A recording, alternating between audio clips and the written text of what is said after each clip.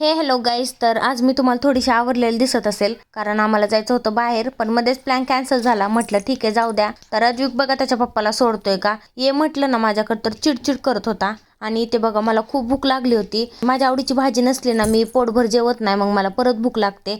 मग म्हटलं चला, फ्रीजमध्ये अंडे दिसले, भात होता, म्हटलं चला अंडा राईस ट्राय करूया. मस्तपैकी ते कांदा टोमॅटो कट करून घेतला, वाटीत अंड फोडून घेतलं, त्याच्यात लाल तिखट मीठ टाकून ना मिक्स करून घेतलं. अंडा राईस तर मी कधी ट्राय केला नव्हता, फर्स्ट टाइमच ट्राय करत होते. तर खरंच खूप छान झालं होतं. कढईमध्ये तेल टाकलं, त्याच्यात कट केलेलं कांदा टोमॅटो तळून घेतलं आणि त्याच्यात लगेच थोडीशी हळद टाकली आणि फोडलेलं अंड टाकून घेतलं. लगेच त्याच्यामध्ये ना रात्रीचा भात होता, तो भात टाकून मिक्स करून घेतला.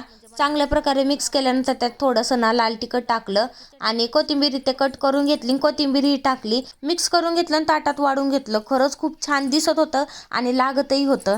तर चला, भेटूया नेक्स्ट व्लॉगमध्ये. Thank you, bye.